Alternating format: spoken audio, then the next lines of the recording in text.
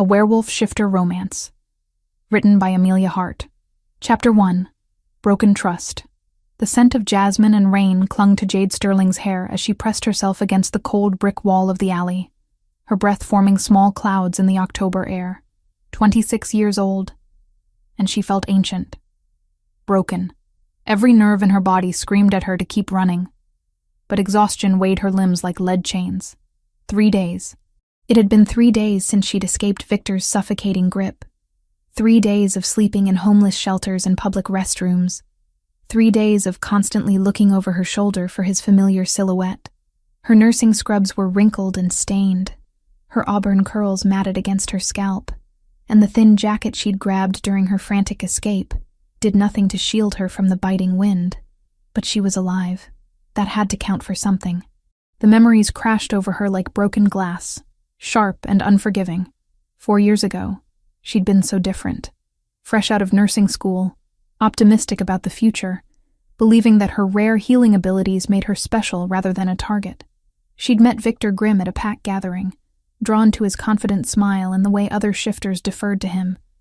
He'd been charming then, protective in a way that had made her feel cherished rather than owned. How naive she'd been. Victor had courted her with flowers and expensive dinners, whispered promises about building a future together. His pack territories were prosperous, his reputation among alphas solid, his home a sprawling estate that spoke of old money and older power. When he'd asked her to move in after only 3 months of dating, she'd been flattered by his urgency rather than alarmed. "I can't stand being apart from you," he'd murmured against her neck, his arms encircling her waist as they stood in his marble foyer. "This place feels empty without your scent in every room." The first red flag had been subtle. He'd suggested she quit her job at the children's hospital, claiming her healing abilities were too valuable to waste on human patients who would never appreciate her gift. When she'd protested that she loved nursing, loved helping people, he'd pulled her closer and kissed her forehead with tender condescension. "Of course you want to help people, sweetheart. That's what makes you so perfect. But think about how much more good you could do for our pack, for our future pups. Humans don't understand what you are. They'd fear you if they knew the truth." She'd compromised, reducing her hours instead of quitting entirely. It had felt like a reasonable middle ground at the time.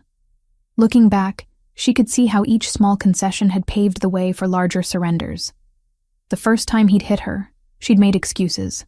Stress from pack politics, pressure from his alpha duties, too much alcohol at the monthly council meeting. The second time, she'd told herself it was an accident, that she'd provoked him by questioning his decisions in front of other pack members. By the 10th time, she'd stopped counting and started believing his whispered apologies in the dark. "I'm sorry, baby," he'd murmur against her hair, his fingers tracing the bruises he'd left on her skin. "You know I love you. You just push me sometimes. Make me lose control. If you could just be more careful about how you speak to me in public." Control. That word had become the foundation of her prison. Victor controlled her schedule, her friendships, her access to money. He'd convinced her to hand over her nursing license for safekeeping, claiming that having a mate in the medical profession created liability issues for the pack. When she'd tried to visit her sister in Portland, he'd hidden her car keys and locked her in their shared apartment for a week, explaining that traveling without pack escort was too dangerous for someone with her abilities. When her colleague, Dr. Morrison, had called to check on her after she'd missed several shifts, Victor had answered the phone and informed the hospital that Jade had suffered a nervous breakdown and would not be returning. The betrayal had cut deeper than any physical blow. "You don't need to work," he'd said afterward, his gray eyes cold despite his gentle tone. "I provide for you. That's what a real mate does. Besides, you're too fragile for that environment. All those sick children, all that death and suffering. It was making you depressed, but it hadn't been about protecting her mental health. It had been about isolation, about making her dependent, breaking her down piece by piece until she forgot who she'd been before him. He'd systematically severed her connections to the outside world, convincing mutual friends that she'd become unstable and needed space, intercepting mail from her family, even going so far as to change her cell phone number without telling her. The final straw had come when he'd discovered the true extent of her healing abilities. Jade's hands trembled as she remembered that night 2 weeks ago. She'd been tending to a deep gash on Victor's forearm after a territorial dispute with a neighboring pack. The wound had been angry and infected, the kind that would normally take weeks to heal properly, even with shifter regeneration. Without thinking, she'd pressed her palms against the injury, letting her natural beta healing abilities flow through her fingertips. The cut had sealed instantly, leaving only smooth skin behind. Even the infection had vanished, purged by whatever strange energy flowed through her touch. Victor had gone very still. Too still. "Do it again," he'd commanded, his voice strange, hungry. She'd hesitated, sensing danger in his sudden intensity like a rabbit scenting a wolf on the wind. "It's already healed, Victor. There's nothing left to—" He'd grabbed a kitchen knife and sliced his palm open, blood spattering across their granite countertop. "I said do it again." That's when she'd realized the truth. Her healing abilities weren't just rare among betas. They were virtually unheard of. She could heal serious injuries with just a touch, something that even most pack healers couldn't accomplish without herbs, ceremonies, and considerable time. In Victor's eyes, she'd seen the exact moment he'd stopped seeing her as his mate and started seeing her as property, as a resource to be hoarded and exploited. The next day, he'd installed new locks on their apartment, electronic ones that required a key to open from the inside. "It's for your protection," he'd explained when she'd stared at the locks in horror. "There are people who would hurt you for what you can do, kill for it even. Other packs, rogues, humans who've heard whispers about our kind. This way I know you're safe while I'm handling pack business." Safe. Trapped. Same thing, in Victor's mind. Over the following weeks, she'd watched him transform into someone she barely recognized. He'd started bringing injured pack members to their home, demanding that she heal their wounds regardless of the hour or her own exhaustion. When she'd protested that using her abilities extensively left her drained and sick, he'd dismissed her concerns with cold pragmatism. "This is what you were born for," he'd said, watching her hands shake after healing the third shifter that day. "Stop being selfish. The pack needs you." But prisons only worked if the prisoner believed they deserved to be caged. And somewhere between the 7th and 8th time, Victor had used her healing abilities to cover up evidence of his own violence, forcing her to heal the injuries he'd inflicted on pack members who dared to question his authority. She'd stopped believing his justifications. The storm that had raged through the city 3 nights ago had been her salvation. Lightning had knocked out the power grid in their neighborhood, disabling the electronic locks Victor had installed. In the chaos of emergency pack meetings and territory patrols, she'd grabbed what little cash she'd managed to hide away over the months and fled into the rain-soaked streets. Now, huddled in this alley with her stomach gnawing at her ribs and her body aching from sleeping on concrete benches, she wondered if freedom was worth this agony. At least with Victor, she'd been fed, sheltered, warm, even if the cost had been her soul. A strange current pulsed through her as emotion overwhelmed rational thought, something deeper than her healing abilities, wilder and more dangerous. She'd always felt it during moments of extreme stress, a dark energy that made her fingertips tingle and her vision sharpen, but she'd never dared explore it, terrified of what she might discover about herself. What if Victor was right? What if she was too dangerous to exist freely in the world? Jade pulled her thin jacket tighter around her shoulders and forced herself to move. The homeless shelter 6 blocks away would open its doors in an hour, but she needed to be careful about which route she took. Victor had connections throughout the shifter community, and his pack members had been scouring the city looking for her. She'd caught glimpses of familiar faces at bus stops and coffee shops, always watching, always hunting. She was nobody now, a runaway mate with no money, no pack, and nowhere to turn. But at least she was free to choose her own misery. As she stepped out of the alley and into the bustling evening crowds, Jade Sterling made herself a promise. Whatever happened next, wherever this desperate flight led her, she would never again let anyone cage her healing light, even if it killed her. The city stretched before her like a maze of possibilities, each street corner a choice between hiding and moving forward. For the first time in years, the decision was entirely her own. She chose to keep running. Chapter 2. Sanctuary. found the sense hit Jade like a physical wall the moment she stepped within 3 blocks of Le Jardin Noir. Power. Authority. The unmistakable musk of multiple alphas gathered in one location, their combined presence thick enough to choke on. Her beta instinct screamed at her to turn around, to find somewhere safer to hide. But desperation overrode self-preservation. If there were that many dominant shifters in one place, surely Victor wouldn't dare cause a scene trying to retrieve her. She'd overheard 2 pack members discussing the restaurant earlier that morning while she'd hidden behind a dumpster near the financial district. Something about important meetings and territorial negotiations. The kind of high-level shifter politics that drew the most powerful alphas from across the region. Perfect cover for a runaway beta with nowhere else to turn. Rain began to fall as she approached the elegant establishment, its French architecture gleaming under the warm glow of antique street lamps. Through the tall windows, she could see figures in expensive suits and designer dresses, their postures radiating confidence and wealth. This was a mistake. She didn't belong in a place like this, not with her wrinkled scrubs and tangled hair. But before she could lose her nerve, the familiar silhouette of Victor's pickup truck rounded the corner 2 blocks away. Her blood turned to ice. He'd found her again. Without thinking, Jade pushed through the heavy glass doors and into Le Jardin Noir's opulent interior. Crystal chandeliers cast dancing shadows across cream-colored walls adorned with original oil paintings. The air thrummed with barely contained power, making her skin prickle with awareness. Every conversation seemed muted, conducted in the low tones of people accustomed to being obeyed. She pressed herself against the wall beside the coat check, trying to become invisible as her eyes searched for the bathroom or a back exit. Anything to avoid the scene Victor would inevitably create when he stormed in looking for her. That's when she saw him.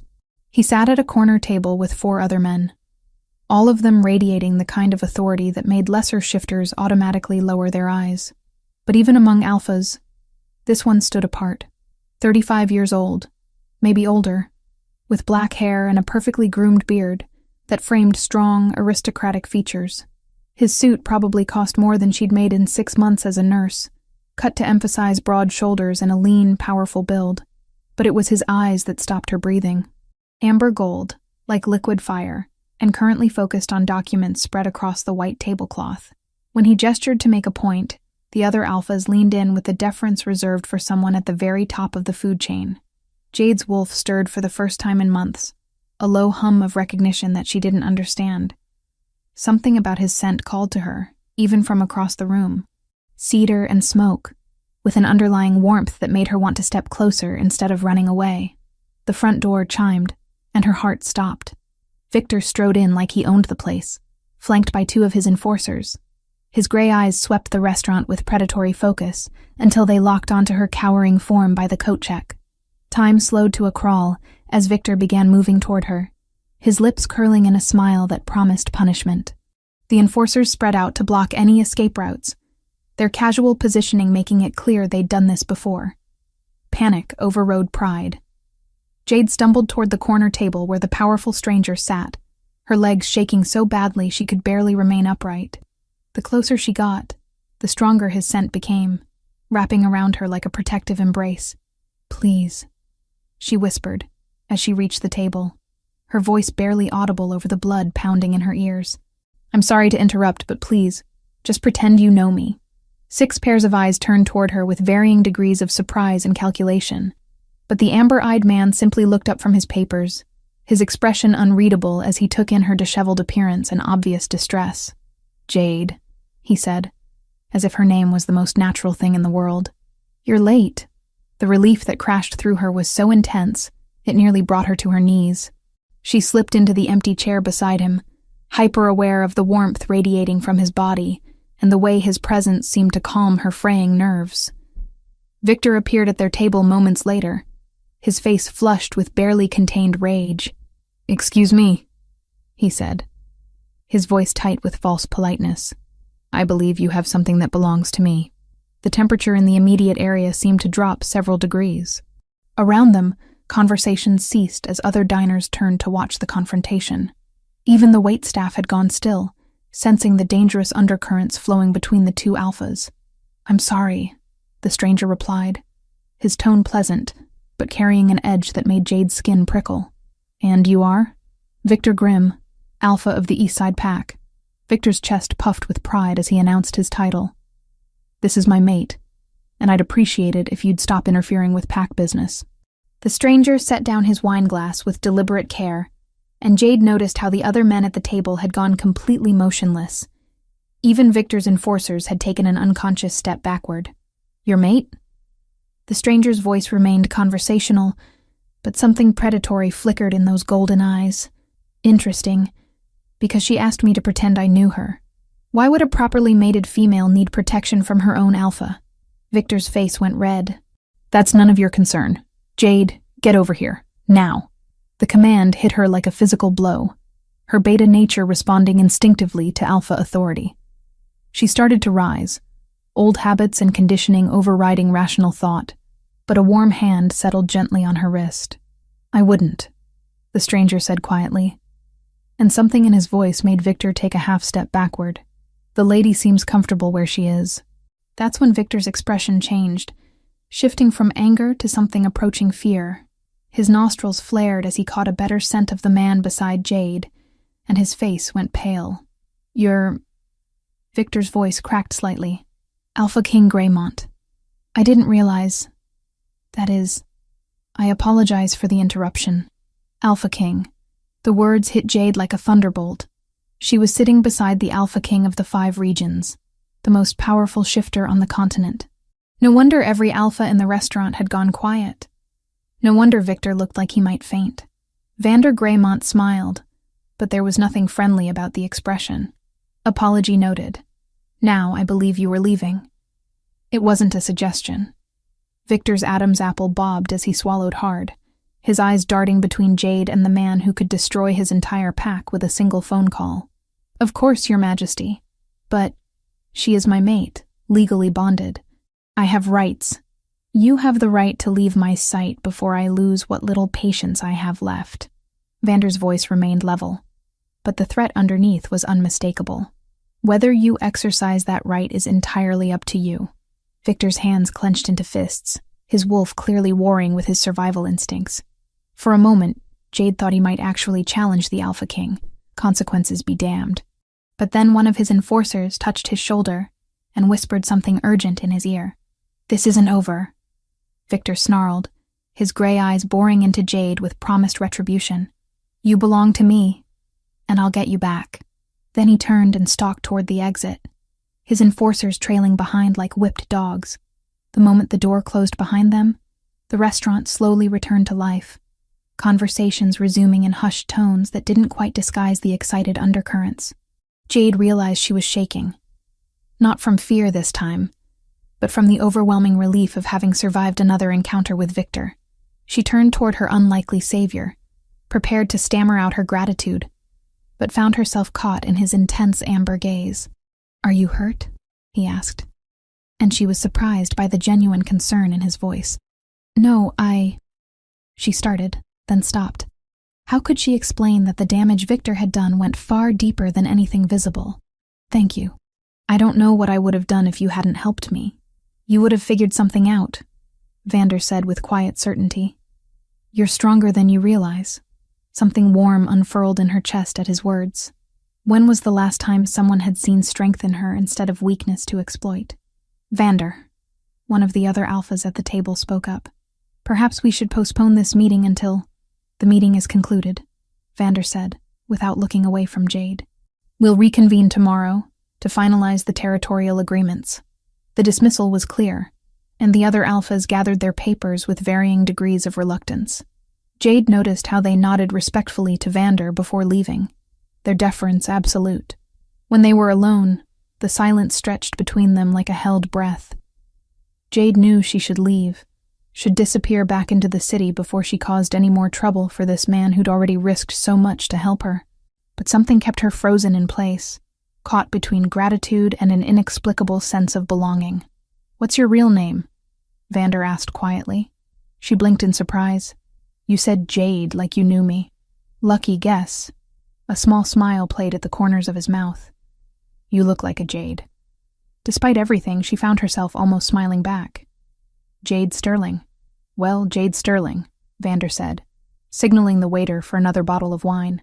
"Why don't you tell me why the alpha of the East Side pack thinks he owns you?" The question hit her like a physical blow, bringing back memories she'd tried to bury. But something in his tone, patient, non-judgmental, made her want to answer honestly. "Because until 3 days ago," she whispered, "he did." Chapter 3. Shelter from the Storm. Vander's penthouse occupied the entire top floor of the Greymont Tower, a gleaming monument to power that dominated the city's skyline. As the private elevator rose silently through 43 floors, Jade pressed herself against the mirrored wall and tried to process what was happening to her life. 6 hours ago, she'd been huddled in an alley contemplating whether freedom was worth starving for. Now she was ascending to the private residence of the most powerful shifter in North America, her hand still tingling from where he'd helped her into his car. "You don't have to be afraid," Vander said quietly, his amber eyes studying her reflection in the polished steel doors. "I'm not going to hurt you." Jade met his gaze in the mirror, searching for deception and finding only patient sincerity. "I don't understand why you're helping me. You don't even know me. I know enough." The elevator chimed softly as they reached the penthouse. "I know Victor Grimm is a coward who preys on those weaker than himself. I know you were brave enough to escape him despite having nowhere to go. And I know you're exhausted, hungry, and in need of somewhere safe to sleep." The doors opened to reveal a living space that belonged in an architectural magazine. Floor-to-ceiling windows offered a panoramic view of the city lights, while modern furniture in shades of charcoal and cream created an atmosphere of understated luxury. But it was the warmth of the space that surprised her. Fresh flowers on the coffee table, books scattered casually on the shelves, a soft throw draped over the leather sofa, as if someone actually lived here rather than just existing. "This is beautiful," she breathed, stepping into the open-plan living area. The scent that had called to her in the restaurant was stronger here, woven into every surface. Cedar and smoke, and something uniquely Vander that made her wolf purr with contentment. "The guest bedroom is down the hall," he said, shrugging out of his suit jacket and draping it over the back of a chair. "There's a bathroom attached, towels in the linen closet. Help yourself to anything you need." Jade turned to face him, suddenly aware of how she must look in his pristine home. "I should probably shower," she said, self-conscious about her appearance for the first time in days. "I haven't had access to proper facilities since you escaped." Vander finished gently. "Take all the time you need. I'll order some food." She nodded gratefully and headed toward the hallway he'd indicated, but his voice stopped her at the threshold. "Jade." When she turned back, his expression was serious. "The doors here don't lock from the outside. You can leave whenever you want to. This isn't a cage." The words hit her like a physical blow, addressing the fear she hadn't even voiced. Of course he would understand. He'd seen the terror in her eyes when Victor had appeared, had witnessed the way she'd instinctively flinched from alpha authority, even while asking for help. "Thank you," she whispered, and meant it more than he could possibly know. The guest bedroom was larger than the apartment she'd shared with Victor, decorated in soothing blues and grays that immediately put her at ease. She stood under the rainfall shower for what felt like hours, washing away 3 days of grime and fear until her skin was pink and raw. When she finally emerged, wrapped in a towel softer than anything she'd ever touched, she found clothes laid out on the bed, designer jeans in her exact size, a cashmere sweater the color of forest moss, and undergarments still bearing boutique tags. The thoughtfulness of the gesture, and the fact that he'd somehow known her measurements, should have been unsettling. Instead, she found herself blinking back grateful tears. She dressed slowly, marveling at how different she felt in clothes that fit properly and didn't smell of desperation. When she caught sight of herself in the bedroom mirror, she barely recognized the woman looking back. Clean hair falling in damp waves past her shoulders, green eyes bright with something other than fear for the first time in months. She looked like herself again. Vander was in the kitchen when she emerged, sleeves rolled up as he plated what appeared to be gourmet takeout from one of the city's most exclusive restaurants. The domestic scene was so at odds with his earlier display of absolute authority that she hesitated in the doorway, unsure how to reconcile the two versions of him. "Feeling better?" he asked without looking up. though she was certain he'd sensed her presence the moment she'd entered the room. Much. Thank you for the clothes. How did you know my size? This time he did glance up, and she caught something that might have been embarrassment flicker across his features. I called my assistant. She's good at estimating these things. Jade doubted that was the complete truth, but she let it slide. You didn't have to go to so much trouble. It wasn't trouble. He gestured toward the dining table, where he'd set out enough food for a small army. Are you hungry? Her stomach chose that moment to growl loudly, reminding her that she hadn't eaten a proper meal since her escape. Starving, she admitted. They ate in companionable silence for several minutes. Jade, too, focused on the food to maintain conversation. Everything tasted like ambrosia after days of vending machine snacks and shelter rations. It wasn't until she'd taken the edge off her hunger that she became aware of Vander watching her, with those perceptive amber eyes. Better? He asked. God, yes. I'd forgotten what real food tasted like. She paused, suddenly self-conscious. Sorry, I probably look like a savage. You look like someone who's been surviving, he corrected. There's no shame in that. The kindness in his voice made her chest tight. When was the last time someone had spoken to her without judgment or expectation? Why are you being so nice to me? You could have just told Victor to back off and left it at that. Vander was quiet for a long moment, swirling wine in his glass as he considered his answer.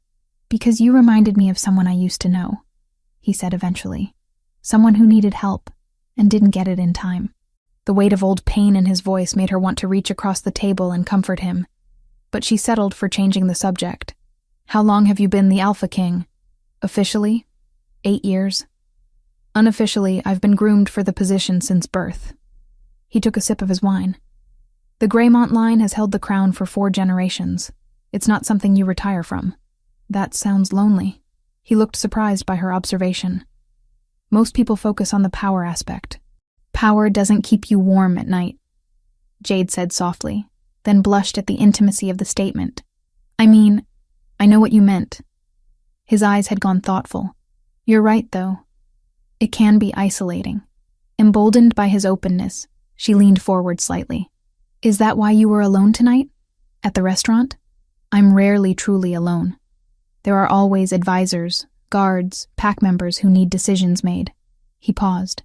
But yes, I suppose I was alone in the ways that matter. The admission hung between them like a bridge neither was quite ready to cross.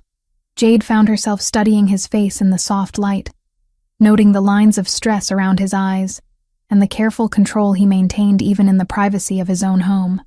The weight of leadership sat heavily on those broad shoulders. What about you? He asked, deflecting attention from himself. Tell me about your healing abilities. She went very still, her fork freezing halfway to her mouth. What makes you think I have healing abilities? Earlier, in the restaurant, you were favoring your left wrist, but I don't see any injury now.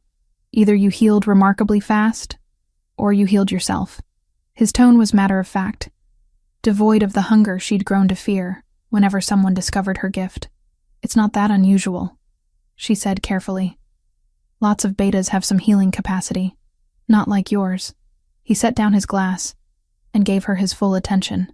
When Victor mentioned you belonged to him, there was a possessiveness there that went beyond normal mate bonds.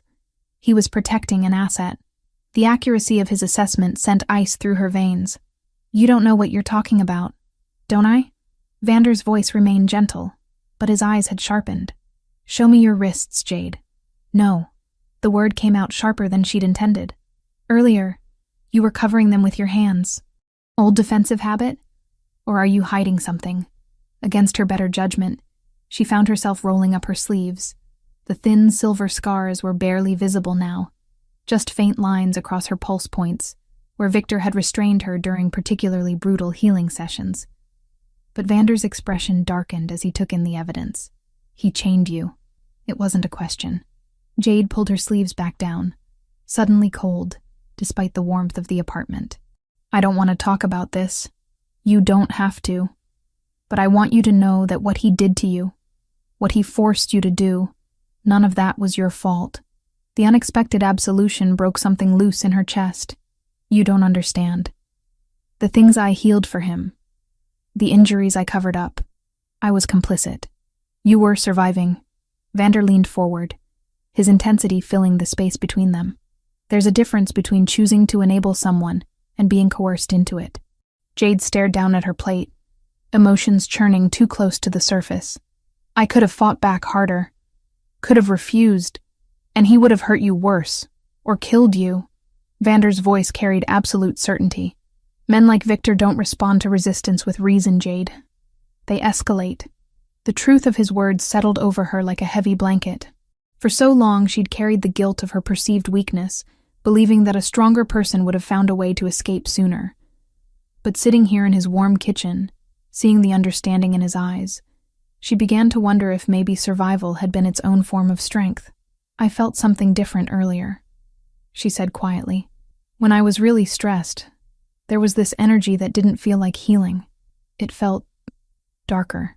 Vander went very still. What kind of energy? I don't know. It scared me, so I never explored it. But when Victor was coming toward me in the restaurant, I could feel it building up inside me like electricity. Interesting. He was studying her with new fascination. Not all gifts manifest the same way. Sometimes trauma can suppress abilities until we're in extreme situations. The suggestion that there might be more to her than even she understood was both thrilling and terrifying. What if I'm dangerous? What if Victor was right to keep me locked up? Victor was a coward who saw power in you and wanted to own it rather than respect it. Vander's voice carried the ring of absolute authority. That says everything about him and nothing about you. For the first time since her escape, Jade felt something uncoil in her chest. Hope, maybe, or the beginnings of self-acceptance. She was still broken, still afraid, still carrying scars that might never fully heal. But sitting across from this powerful man who looked at her with respect rather than hunger, she began to believe that maybe broken didn't mean worthless. Thank you, she whispered. For what? For seeing more in me than I see in myself. Vander's expression softened. You'll get there, Jade Sterling. Give yourself time. Outside the floor-to-ceiling windows, the city glittered like scattered diamonds, full of promise and possibility. For the first time in years, the future felt like something worth living for. Chapter 4. Hidden Depths. 5 days had passed since Jade had first set foot in Vander's penthouse, and she was beginning to understand why isolation came so naturally to him. The man worked like a machine, disappearing into his home office before dawn and emerging well after sunset, his phone constantly buzzing with urgent messages that required the Alpha King's immediate attention. She'd fallen into an easy routine, one that felt dangerously close to domestic normalcy. Morning coffee while watching the sun rise over the city skyline. Afternoon reading sessions in the library alcove, losing herself in books she'd never had time to explore when Victor controlled every moment of her day. Evening meals shared in comfortable silence, both of them too exhausted to maintain conversation. It was during these quiet dinners that she'd begun to study him, noting the tension that never quite left his shoulders and the way he rubbed his temples when he thought she wasn't watching. The weight of leadership was taking its toll, and her healer's instincts responded to his obvious discomfort. You're in pain, she said on the 6th evening, setting down her fork as she watched him massage his neck with practiced efficiency. Vander's hand stilled. It's nothing serious. Occupational hazard of spending 12 hours hunched over territorial agreements. Let me help. The words left her mouth before she could stop them, and she immediately flushed with embarrassment. I mean, if you want, I could... Jade. His voice was gentle but firm. You don't owe me anything. You don't need to earn your place here by offering your abilities. The fact that he'd understood her motivation so clearly made her chest tight with gratitude and shame. It's not about debt. You're hurting, and I have the ability to fix it. Why wouldn't I want to help someone who's been kind to me? Vander studied her face for a long moment, as if searching for hidden motives or signs of coercion. Whatever he saw there must have satisfied him, because he nodded slowly. All right, but only if you're certain. She moved behind his chair, suddenly nervous as the reality of touching him hit her. This was the Alpha King, the most powerful shifter on the continent. The fact that he was allowing her this close spoke to a level of trust she wasn't sure she deserved.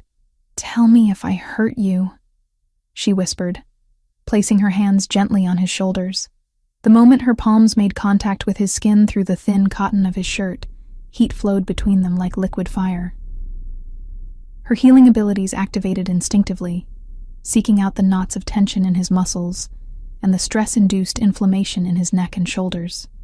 But alongside the familiar warmth of her gift, something else stirred. That strange electric energy she'd felt during moments of extreme emotion. Vander went rigid beneath her touch, his breath catching in his throat. "Jade, am I hurting you?" She started to pull away, but his hand came up to cover hers, holding her in place. "No," he said roughly. "The opposite." She could feel the tension melting from his body as her abilities worked. But the other energy, the dark current she'd never understood, pulsed just beneath the surface. It felt connected to him somehow, drawn to his strength like iron filings to a magnet. "There's something else," she murmured, her hands moving to his temples as she followed the threads of pain through his system. "Not just physical tension. You're carrying too much weight, Vander. The stress is eating you alive from the inside." His eyes closed as her fingertips traced gentle circles against his skin. "The crown comes with responsibilities that most people can't understand. Every decision I make affects thousands of lives. Every mistake has consequences that ripple through entire territories. And you carry all of that alone." It wasn't a question. She could feel it in the rigid set of his shoulders, the way his body held onto stress like armor against the world. "Loneliness is the price of absolute authority," he said quietly. "Trust is a luxury I can't afford." The admission broke her heart. Here was a man who could command armies with a word, who had wealth and power beyond imagination, and yet he was as isolated as she had been in Victor's cage. Different prisons, same fundamental isolation. "You trusted me," she pointed out, her hands continuing their gentle ministrations. "You're different." "How?" Vander was quiet for so long she thought he wouldn't answer. When he finally spoke, his voice was barely above a whisper. "You don't want anything from me. Everyone else sees the crown first, the man second. You see me." The raw honesty in his words made her chest ache. Without thinking, she leaned forward and pressed a soft kiss to the top of his head, a gesture of comfort rather than passion. But the moment her lips touched his hair, that strange energy surged through her like lightning. Vander jerked upright, spinning in his chair to face her. His amber eyes were wide with shock, but also something that looked like recognition. "What was that?" he demanded. "I don't know." Her hands were shaking, the mysterious current still humming beneath her skin. "I felt it too. That energy. It's not like my healing abilities. It's something else entirely." He stood slowly, moving into her personal space with predatory grace. This close, she could see the golden flecks in his irises and smell the cedar smoke scent that called to her wolf. "How long have you been able to do that?" "I've always felt something different when I'm emotionally overwhelmed, but I never explored it. Victor said it was dangerous, that I needed to suppress it. Victor was an idiot." Vander's voice carried absolute conviction. "That energy you're feeling, it's not dangerous. It's recognition." "Recognition of what?" His hand came up to cup her cheek, the touch sending sparks racing down her spine. "Of me. Of this connection between us." Before she could ask what he meant, his phone rang with the shrill urgency of an emergency call. Vander cursed under his breath but answered on the second ring, his alpha authority snapping into place like armor. "Greymont." A pause, then his expression darkened. "When? How many witnesses?" Another pause. Longer this time. "I'll be there in 20 minutes. Lock down all access points and don't let anyone near the scene until I arrive." He ended the call and turned back to Jade, regret clear in his eyes. "I have to go. There's been an incident at one of the pack territories that requires my immediate attention." "Of course." She stepped back, already missing the warmth of his touch. "Is everything okay?" "It will be." He hesitated, as if weighing his words carefully. "Jade, what happened just now?" "I won't tell anyone," she said quickly, assuming he was worried about his reputation. "I understand that the Alpha King can't be seen as—" "That's not what I'm worried about." His voice was fierce with conviction. "I'm worried about you, about what this means for your safety." Before she could ask what he meant, he was moving toward his bedroom, gathering keys and weapons with practiced efficiency. Within minutes, he was dressed in black tactical gear that emphasized the dangerous predator beneath his civilized exterior. "Lock the door behind me," he said, pausing at the elevator. "Don't answer it for anyone except me. If there's an emergency, call Marcus. His number is programmed into the house phone. Vander, you're scaring me." "What's going on?" His expression softened slightly. "Probably nothing. But until I know for certain, I need you to be careful. Promise me." "I promise." The elevator doors closed between them, leaving Jade alone in the sudden silence of the penthouse. She stood there for several minutes, processing what had just happened between them. The healing session had felt different from anything she'd experienced before, charged with an energy that had nothing to do with medicine and everything to do with the man himself. That strange current still hummed beneath her skin, stronger now than it had ever been. Whatever was happening to her abilities, whatever Victor had tried to suppress, it was growing stronger in Vander's presence. The question was whether that was a good thing or a sign of danger yet to come. She made herself a cup of tea and settled in to wait for his return, trying to ignore the growing certainty that whatever incident had called him away was somehow connected to her. In her experience, coincidences were rarely innocent, and the timing of the emergency, right after their moment of connection, felt too convenient to be random. Outside the penthouse windows, the city glittered in the darkness, full of hidden threats and watching eyes. Somewhere out there, Victor was plotting his next move, and now, apparently, other forces were stirring as well. Jade pulled Vander's throw blanket around her shoulders and tried not to think about how quickly her sanctuary might be about to crumble. She'd been hiding for less than a week, but already the walls were closing in. The question was whether she'd be strong enough to fight back when they finally collapsed completely. The strange energy pulsed through her veins like a promise of power yet to be discovered. For the first time since her escape, she found herself hoping she'd have the chance to find out what she was truly capable of. But first, Vander had to come home safely. Everything else could wait until then. Chapter 5. Shattered Illusions. The discovery came by accident. Jade had been searching for a phone charger in Vander's home office when her fingers brushed against a manila folder tucked beneath a stack of territorial maps. The official seal of the 5 Regions Council glinted in the lamplight, and her own name was written across the tab in Vander's precise handwriting. Her hands trembled as she opened it, expecting to find basic background information. Birth records, maybe? Or employment history. Instead, she found herself staring at detailed medical reports, psychological evaluations, and surveillance photos dating back months before their first meeting. Photos of her leaving the hospital where she'd worked. Photos of her grocery shopping with Victor. Photos of her sitting alone in coffee shops, during the brief periods when Victor had allowed her out of the apartment. Someone had been watching her long before she'd ever heard the name Vander Greymont. The medical reports were worse. Detailed analyses of her healing abilities based on observational data, complete with theories about the potential applications of her gift.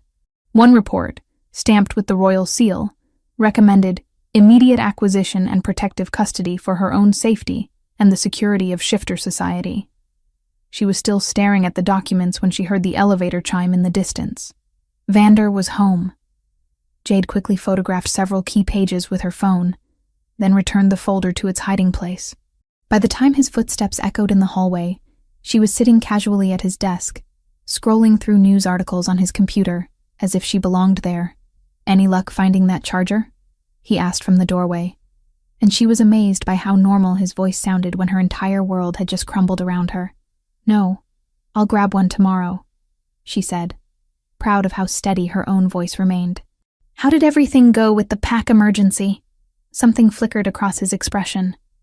Guilt, maybe, or calculation. False alarm. Border dispute that got blown out of proportion. Nothing that couldn't wait until morning, as it turned out. The lie hit her like a physical blow. She'd spent hours researching the incident online, finding news reports about a rogue attack on the Eastern Territories that had left 3 shifters dead. No false alarm. No blown proportion. A real emergency that he'd handled with his usual deadly efficiency. "I'm glad it wasn't serious," she managed. Vander moved into the room, and she caught the scent of smoke and blood on his clothes. Evidence of violence that gave weight to her growing suspicions. He'd lied about the nature of the emergency, just like he'd been lying about everything else since the moment they'd met. "You look tired," he observed, studying her face with those perceptive amber eyes. "Why don't you get some rest?" "Actually, I think I'll stay up for a while. Read in the library, maybe." She stood to leave, desperate to put distance between them before her composure cracked entirely. "Jade." His voice stopped her at the threshold. "Is everything all right? You seem different." The concern in his tone might have been genuine, but she no longer trusted her ability to distinguish truth from manipulation. "Just tired, like you said. Good night, Vander." She escaped to her bedroom and locked the door, then sat on the edge of the bed with her phone, scrolling through the photos she'd taken of her file. Each document painted a clearer picture of a deception that ran far deeper than she'd imagined. The surveillance had begun 6 months ago, shortly after Victor had discovered the full extent of her abilities. Someone in Vander's organization had been feeding him regular reports about her condition, her treatment, even her escape attempts. He'd known exactly where to find her that night at the restaurant, because he'd been tracking her movements all along. Their meeting hadn't been chance. It had been a carefully orchestrated rescue, designed to look spontaneous while serving his own purposes, whatever those purposes were. The worst part was how easily she'd fallen for it. A few kind words, some expensive clothes, and a comfortable prison had been enough to make her forget every lesson Victor had taught her about trusting powerful men. She'd been so grateful for his protection that she'd never questioned his motives. Her phone buzzed with a text message from an unknown number. Her blood turned to ice as she read the words on the screen. "Having fun playing house with the Alpha King? Time to come home, pet. You have 1 hour to meet me at the old warehouse on 5th Street. Or your new protector learns exactly how dangerous you can be when properly motivated. Come alone, or he dies." The message was unsigned, but she recognized Victor's particular brand of psychological warfare. He'd found her, just as she'd always known he would. Worse, he'd somehow discovered her growing feelings for Vander, and intended to use them against her. Jade's hands shook as she deleted the message and grabbed her jacket. She couldn't risk Vander's safety, not when she was the reason Victor had focused his attention on the Alpha King in the first place. If she left now, quietly, maybe Victor would be satisfied with reclaiming his lost property without escalating to violence. She was halfway to the elevator when Vander emerged from his office, his expression shifting to alarm when he saw her coat and purse. "Where are you going?" he demanded. "Out." She couldn't meet his eyes, afraid of what he might read there. "I need some air." "At midnight?" His voice carried the unmistakable tone of alpha authority. "Jade, what's wrong?" The command hit her beta instincts like a physical blow, but she fought against the compulsion to obey. "Nothing's wrong. I just need space to think." Space to think about what? She finally looked at him, taking in the sharp intelligence in his amber eyes and the predatory stillness of his posture. How had she ever believed he was just a concerned stranger who'd happened to be in the right place at the right time? "About how long you've been lying to me," she said quietly. The words hung between them like a blade. Vander went very still, his expression shifting from concern to something harder and more calculating. "I don't know what you think you've discovered," he said carefully. "But things aren't always what they seem." "Aren't they?" Jade pulled out her phone and scrolled to one of the surveillance photos. This was taken 3 months ago, 3 months before our supposedly chance meeting at the restaurant. "Want to explain how that works?" Vander's jaw tightened, but he didn't deny what she was showing him. "How did you find those files?" "Does it matter? The point is you've been watching me, studying me, planning whatever this is." She gestured between them. "Everything you said about trust and choice and not keeping me caged, it was all lies." "Not lies," he said, moving closer despite her obvious desire for distance. "I never intended for you to be hurt by this situation." "Hurt by what situation exactly? What am I to you, Vander? A research subject? A valuable asset to be acquired and protected?" The questions hung in the air like accusations.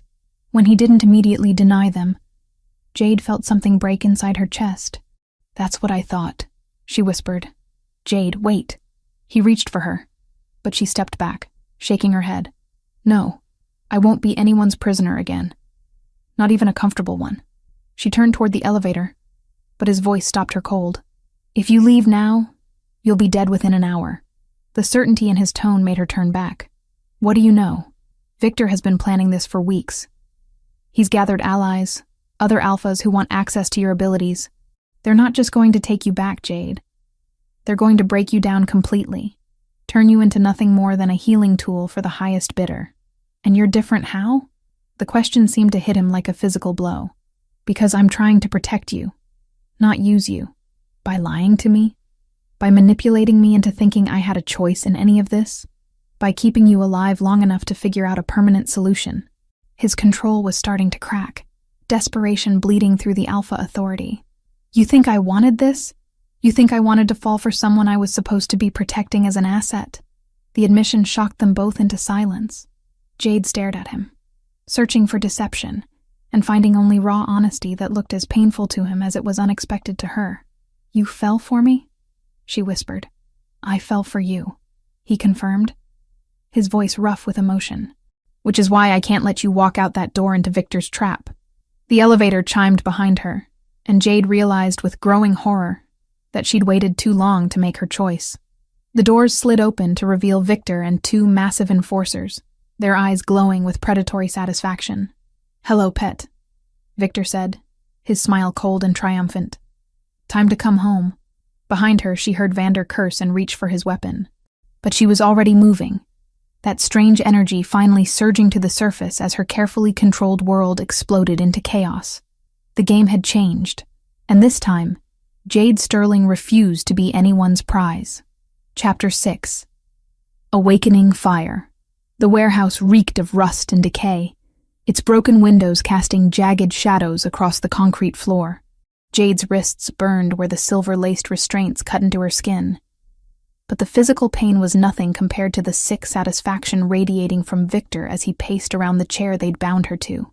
Did you really think you could hide from me forever? He asked, his voice carrying that familiar blend of condescension and barely controlled rage. Did you think the Alpha King's protection meant anything against someone who truly owns you? Jade kept her eyes fixed on the warehouse's main entrance, watching for any sign of movement. Vander would come for her. She had to believe that, despite the lies and manipulation. He'd seemed genuinely panicked when Victor's men had dragged her into the elevator, his carefully controlled mask slipping to reveal something raw and desperate, unless that had been another performance. You're being very quiet, pet, Victor observed, stopping directly in front of her. Usually you're begging by now. Maybe I finally learned that begging doesn't work with monsters, she replied, meeting his gray eyes without flinching. The backhand came so fast she barely saw it, her head snapping to the side as stars exploded across her vision. But instead of the sharp pain she expected, that strange energy surged through her veins like liquid lightning. When she turned back to face him, she was smiling. Try again, she said softly. Victor's eyes widened with shock, then narrowed with suspicion. What did that bastard do to you? He showed me what I really am. The words came from somewhere deep inside her, carrying a conviction she'd never felt before. Something you tried very hard to keep buried.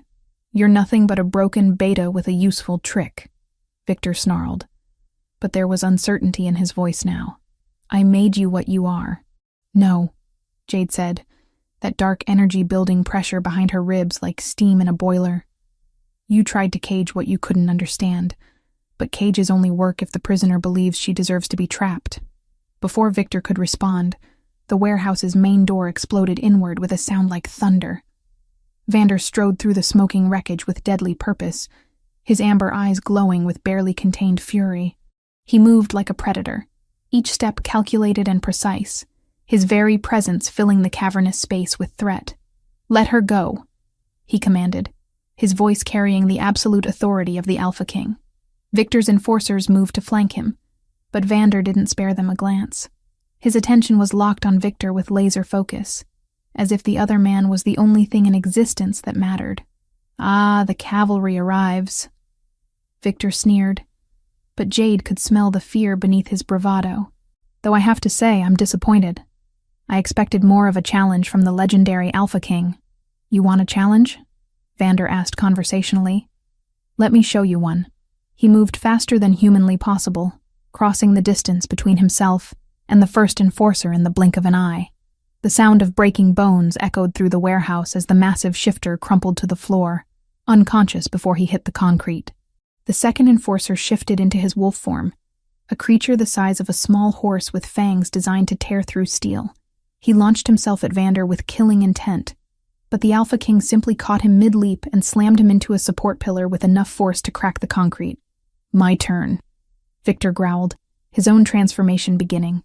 But before he could complete the shift, Jade felt that strange energy explode outward from her core like a nova. The silver restraints binding her wrists simply dissolved, the metal turning to powder at her touch. She stood slowly, power coursing through her veins like molten gold. "I don't think so," she said. Victor spun toward her, his half-shifted form caught between human and wolf, and the look of absolute terror on his face was worth every moment of suffering he'd put her through. "That's impossible," he whispered. "You can't." The restraints were blessed silver. "Nothing should be able to—" "Nothing you understand," Jade corrected. She raised her hand, and Victor stumbled backward as invisible force pressed against his chest. "But then again, you never really understood what you had, did you?" The power flowing through her was intoxicating, darker and wilder than her healing abilities had ever been. This was what Victor had tried to suppress, what he'd been afraid of discovering. Not just the ability to heal, but to influence life force itself, to give or to take away. "Jade," Vander's voice cut through the haze of power, grounding her before she could lose herself entirely. "You don't have to do this." She looked at him, noting the careful distance he maintained and the cautious respect in his amber eyes. He wasn't afraid of her, but he understood that she balanced on the edge of something that could change everything. "He'll never stop," she said simply. "Men like Victor don't learn. They only escalate." "Then let me handle it," Vander said, moving closer with the slow, deliberate motions of someone approaching a dangerous animal. "That's what the crown is for, dealing with threats that the law can't touch." "And what about you?" The question burst from her lips before she could stop it. "Will you ever stop seeing me as an asset to be managed?" The pain that flashed across his features looked genuine, but she'd been fooled by his sincerity before. "I deserved that," he said quietly. "But Jade, everything I did, the surveillance, the files, the lies, it was to protect you from exactly this situation, by making the same choice Victor made, deciding what I could handle without asking me." Vander went very still. "You're right," he said, and the admission seemed to surprise them both. "I'm right there with him, aren't I? Powerful men who think they know what's best for you better than you do." The honesty in his voice made her chest tight. Behind them, Victor was slowly backing toward a side exit, but she didn't take her eyes off Vander's face. "The difference," he continued, "is that I'm willing to step back and let you choose, even if that choice doesn't include me." Victor chose that moment to make his move, lunging toward the exit with desperate speed. But Jade was faster, that dark energy flowing from her in a targeted wave that sent him crashing into the warehouse wall with bone-jarring force. "I wasn't finished with you," she said conversationally, then turned back to Vander. "But I am finished being treated like a prize to be won, or a problem to be managed." "What do you want?" he asked, and the simple question carried more respect than any of Victor's commands ever had.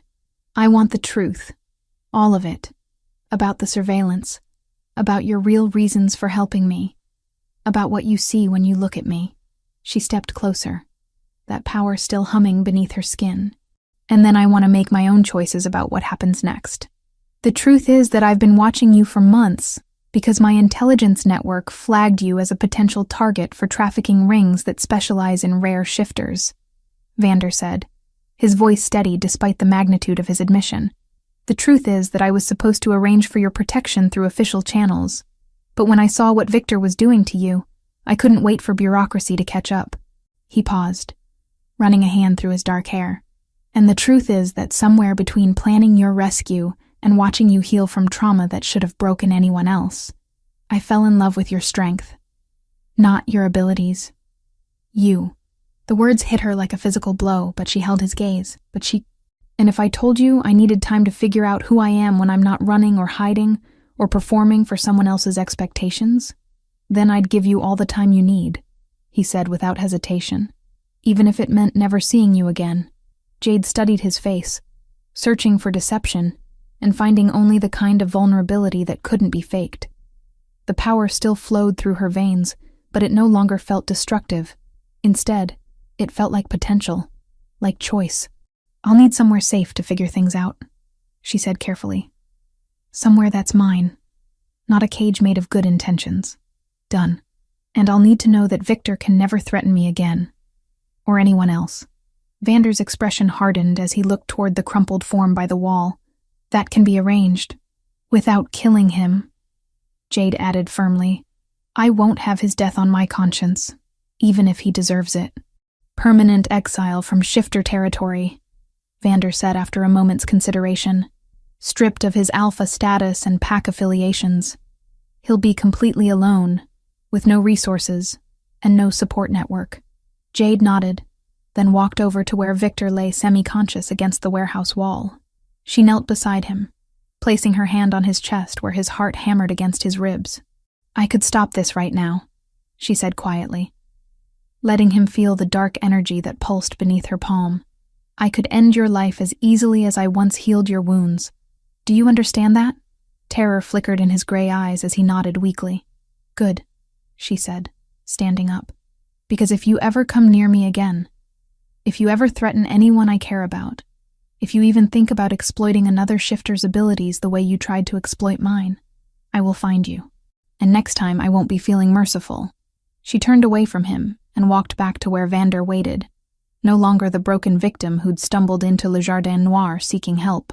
She was something new now, something powerful and self-possessed, and entirely her own. "So," she said, looking up into those amber eyes that had seen her at her weakest, and somehow found strength there. "About that truth you promised me." Vander smiled, and for the first time since she'd known him, it reached his eyes. "I have a penthouse we should probably abandon, and a very long story about why the Alpha King's security team is terrible at their jobs.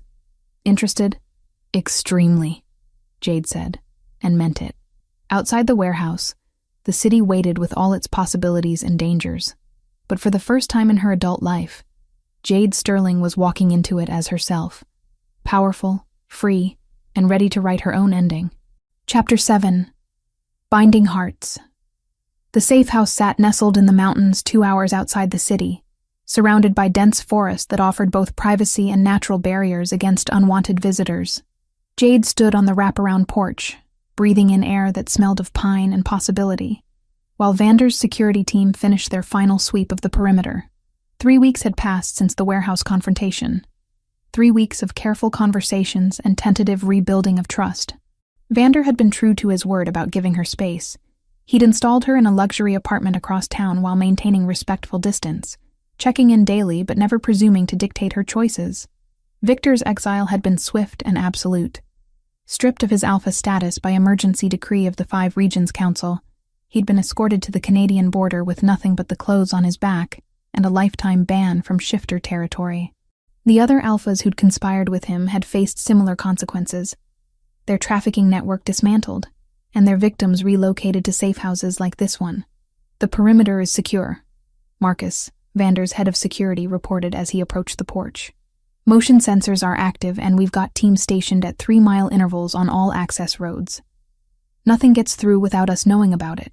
"Thank you," Jade said, still marveling at the surreal experience of having professional protection that didn't feel like imprisonment. "When do they rotate out?"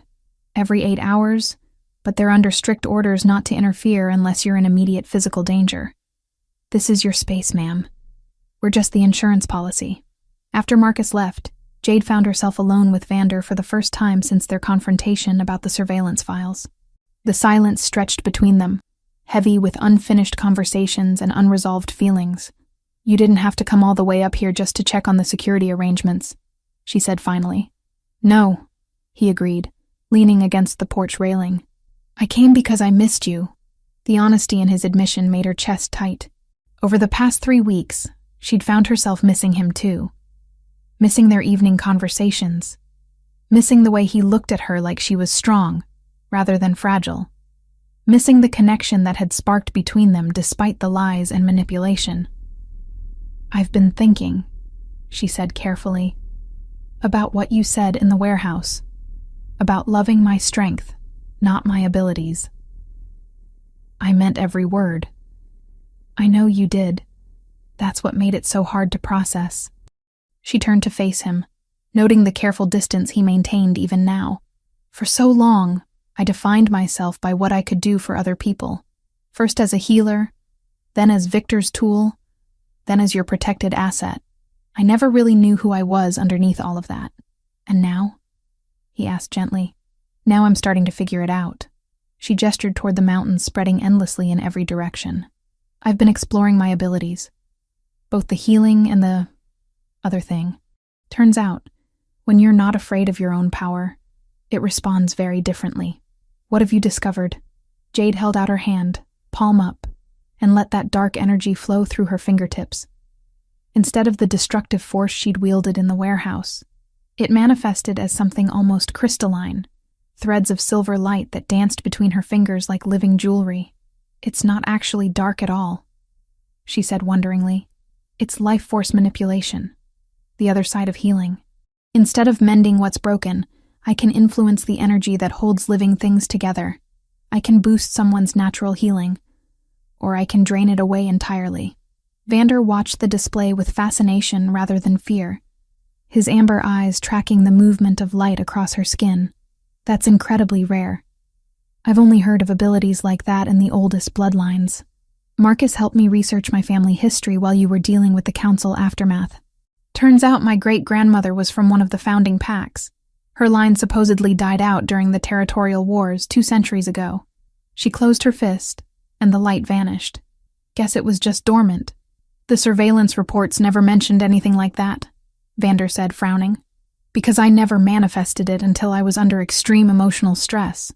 Victor kept me too beaten down to access my full potential, and even when I escaped, I was too afraid to explore what I was feeling.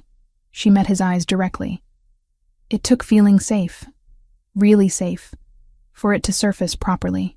The implication hung between them like a bridge waiting to be crossed. Vander had given her that safety, even when she'd had every reason not to trust him.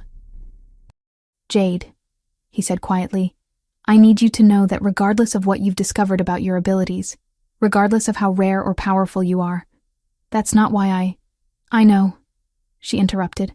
That's why I asked you to come here today.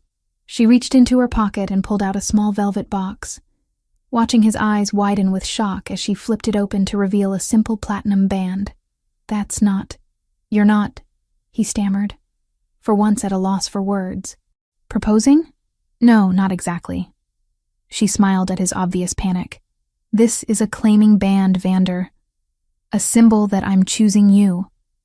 Not because I need protection or because you rescued me, but because I want to build something real with the man who was willing to let me walk away. Jade, I can't accept that. Not yet. You've been through too much trauma, too much upheaval. You need time to what? To decide whether my feelings are real? She stepped closer, noting how his control flickered when she entered his personal space. I've had 3 weeks to think about nothing else. 3 weeks to figure out who I am when I'm not running or hiding or being manipulated. And you know what I discovered? What? He asked, his voice rough. That the person I am, the person I choose to be, wants to be with you. Not the Alpha King. Not the powerful shifter who can protect me from my enemies. You, the man who makes terrible coffee and stays up too late reading territorial reports and trusts me enough to show me his vulnerabilities. Vander stared at the ring for a long moment, then looked up at her with something that might have been wonder. You're sure? Because once we do this, once we're claimed to each other, I'm never letting you go. I'm counting on it, she said, taking the ring from the box. But first, I need you to understand what you're agreeing to. I'm not the same woman you rescued from that restaurant. I'm not going to be content staying hidden away while you make decisions about my safety. If we do this, we're partners, equals. I wouldn't want it any other way, he said, and the conviction in his voice made her believe him. And I'm going to use my abilities to help other shifters like me. Victims of trafficking, people whose gifts have made them targets. I'm going to be visible, which means dangerous. Then I'll be dangerous with you. She reached for his left hand, sliding the platinum band onto his ring finger with steady fingers. Vander Greymont, I claim you as my mate, my partner, and my choice. Not because I need you, but because I want to build a life with you. The moment the metal touched his skin, power flared between them like lightning. Not the wild, uncontrolled energy she'd felt in the warehouse, but something warm and golden that seemed to weave their souls together at the deepest level. Jade Sterling, he said, his voice breaking slightly on her name. I claim you as my mate, my equal, and my heart. I promise to trust your strength, support your choices, and never again make decisions about your life without you. The bond snapped into place with an almost audible click, filling the empty spaces in her chest with warmth and certainty. This was what a real mate bond felt like. Not the possessive obsession Victor had called love, but a partnership between two people who chose each other freely and completely. So, she said, stepping into his arms as they finally closed around her. What happens now? Now we go back to the city and start building our life together, Vander said, pressing a soft kiss to her forehead. Fair warning, though. Being mated to the Alpha King comes with certain political complications. Good thing I'm not afraid of complications anymore, she said, rising on her toes to kiss him properly. The claiming kiss was everything their relationship had been building toward. Passionate but gentle, claiming but respectful, full of promise for the future they would create together. When they finally broke apart, both of them were breathing hard. I love you, Vander said, the words carrying the weight of absolute truth. I love you too, she replied, marveling at how easily the admission came now that she truly understood what love was supposed to feel like. Outside their private moment, the mountains stretched endlessly toward the horizon, full of wild beauty and untamed possibilities. It seemed like the perfect metaphor for the life they were about to build together. Challenging, rewarding, and entirely their own. For the first time in her adult life, Jade Sterling was exactly where she chose to be, with exactly the person she wanted beside her. The future spread before them like an open road, and she couldn't wait to see where it would take them next. Chapter 8. New Beginnings. 6 months later, Jade stood before the bathroom mirror in their shared penthouse, smoothing her hands over the elegant emerald dress Vander had surprised her with that morning. Tonight marked the 1-year anniversary of the evening she'd stumbled into Le Jardin Noir seeking sanctuary, and he'd insisted they celebrate properly. The woman looking back at her bore little resemblance to the broken, frightened creature who'd once begged a stranger for protection. Her auburn hair gleamed with health, styled in loose waves that framed a face no longer hollow with fear. But it was her eyes that showed the most dramatic change, green depths that sparkled with confidence and purpose, instead of the haunted wariness that had defined her for so long. You look beautiful, Vander said from the doorway, his amber eyes warm with appreciation as they traveled over her form. Even after all this time, the sight of him in formal wear could still steal her breath.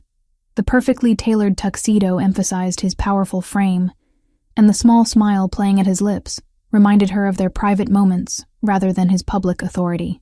You clean up pretty well yourself, Alpha King, she replied, turning to face him fully. The title that had once intimidated her now felt natural, comfortable even. She'd learned to navigate the political complexities of being mated to the most powerful shifter on the continent, finding ways to use her position to advocate for causes close to her heart without compromising Vander's carefully maintained alliances. Ready for tonight? He asked, offering her his arm. More than ready. She accepted his escort, marveling at how different this felt from the countless formal events Victor had dragged her to as his silent, decorative accessory. Tonight, she would be Vander's partner in every sense of the word. His equal, his confidant, his mate by choice rather than circumstance. The ride to Le Jardin Noir passed in comfortable conversation about the initiatives they'd been working on together. The Sterling Foundation, named for Jade's maiden name at her insistence, had already established 3 safe houses for shifters with rare abilities, funded entirely by the Greymont fortune but operated according to Jade's specifications. No locks on the doors, no restrictions on movement, no decisions made without the residents' full consent and participation. The council vote went through this afternoon. Vander mentioned as their car pulled up to the restaurant's familiar facade. The anti-trafficking legislation passed unanimously. Jade's heart soared. The bill she'd helped draft would criminalize the exploitation of shifters with special abilities, carrying penalties severe enough to deter even the greediest of opportunists. More importantly, it established legal protections for victims and funding for rehabilitation programs. Victor would be furious if he knew, she said, though the thought of her former captor brought no fear now, only a grim satisfaction at the justice finally being served. Victor is too busy trying to survive as a human in a world he never bothered to understand, Vander replied. Last intelligence reports put him working as a dishwasher in some dive bar outside Edmonton. Turns out, without his alpha status and pack connections, he's just another bitter man with delusions of importance. They entered the restaurant to find their usual corner table waiting, the same spot where Vander had first offered his protection all those months ago. But this time, there were no other diners, no business meetings or political negotiations. Tonight was just for them. You reserved the entire restaurant, Jade observed as she settled into her chair. I wanted privacy for this conversation, Vander said, his expression growing serious as the sommelier approached with a bottle of champagne she recognized as older than she was. What conversation? She asked, though the butterflies in her stomach suggested she already knew. Instead of answering immediately, Vander pulled a small velvet box from his jacket pocket, different from the one she'd presented to him at the mountain safe house, but clearly companion pieces. Her breath caught as he opened it to reveal a ring that perfectly matched the platinum band already adorning his finger, but set with an emerald that exactly matched her eyes. Jade Sterling Greymont, he said, his voice carrying the same nervous tremor she remembered from their claiming ceremony. Will you do me the honor of becoming my wife? Not for politics, not for pack alliances, not for any reason except that I can't imagine spending my life with anyone else. The proposal shouldn't have surprised her. They'd discussed marriage several times in abstract terms, planning for a future that seemed increasingly certain with each passing day. But seeing the ring, hearing the words spoken aloud in the place where their story had truly begun, made it real in a way that stole her breath. Yes, she whispered, then louder, with the conviction that had carried her through every challenge of the past year. Yes, absolutely yes. He slipped the ring onto her finger with hands that shook slightly, the emerald catching the candlelight and throwing rainbow reflections across the white tablecloth. The moment the band settled into place, their mate bond hummed with renewed strength, as if their souls were celebrating this additional layer of commitment. I love you, Vander said, lifting her hand to press a soft kiss to the ring. I love your strength, your compassion, your refusal to let anyone else define your worth. I love who you've become and who you're still becoming. I love you too, she replied, marveling at how easily the words came now. I love that you see me as an equal, that you support my choices even when they complicate your political life, that you trust me with your vulnerabilities. They sealed the engagement with a kiss that tasted of champagne and promises, of healing and hope, and the kind of love that grew stronger under pressure rather than breaking apart. So, Jade said when they finally broke apart, when do we tell the council that their Alpha King is marrying a former trafficking victim with a history of property destruction? Vander's laugh was rich and warm, filling the intimate space around them with joy. I think we lead with the Alpha King is marrying the most powerful healer warrior in 5 generations, and let them figure out the rest. Healer warrior, Jade mused, testing the title on her tongue. I like that better than rare asset or protected individual. You've earned the right to define yourself, Vander said, refilling their champagne glasses. And I've learned the wisdom of never underestimating Jade Sterling's capacity for growth. As if summoned by their conversation, her phone buzzed with a text from Sarah, one of the residents at their newest safe house. The message was brief but triumphant. Got the job, head nurse at Children's Hospital. Thank you for believing in me. Jade showed Vander the screen, both of them smiling at this small but significant victory. Sarah had been rescued from a trafficking ring only 3 months ago. Her healing abilities exploited by captors who'd kept her sedated and isolated for over a year. Now she was rebuilding her life, reclaiming her profession, and finding strength she'd never known she possessed. How many more like her are out there? Jade wondered aloud. Too many, Vander replied soberly. But everyone we find, every law we pass, every safe house we establish brings us closer to ending this completely. They spent the rest of the evening planning not just their wedding, but their continued work together. The Sterling Foundation would expand to include job training programs and legal advocacy services. Vander would use his political influence to strengthen international anti-trafficking treaties. Together, they would transform their personal tragedy into a force for systematic change. As the night drew to a close, they found themselves standing on the restaurant's balcony, looking out over the city lights that had once seemed so threatening and now felt full of possibility. Do you ever wonder what would have happened if you hadn't been at that meeting the night I showed up? Jade asked, leaning against Vander's chest as his arms encircled her waist. Every day, he admitted, pressing a kiss to the top of her head. But then I remember that some things are meant to be. The moon goddess doesn't make mistakes when it comes to true mates. Jade smiled, thinking of the long journey that had brought them to this moment. The pain and fear and desperate choices that had seemed like endings at the time, but had actually been beginnings in disguise. Sometimes the most beautiful love stories grew from the deepest wounds, watered with tears and strengthened by the decision to trust again, despite every reason not to. What are you thinking about? Vander asked, sensing her contemplative mood through their bond. Just that a year ago, I thought my life was over. I was convinced that no one would ever see me as anything more than damaged goods. She turned in his arms to face him directly. And now I'm engaged to the Alpha King, running a foundation that helps people like me, and stronger than I've ever been in my life. You were always strong, he corrected gently.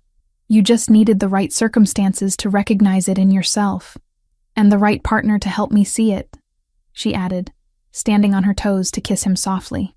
Below them, the city hummed with life and energy, full of people fighting their own battles and searching for their own sanctuaries. Some would find them, as Jade had found hers in the most unexpected place with the most unlikely person. Others would keep searching, but they would have allies now. Safe houses and legal protections, and advocates who understood their struggles because they had lived them.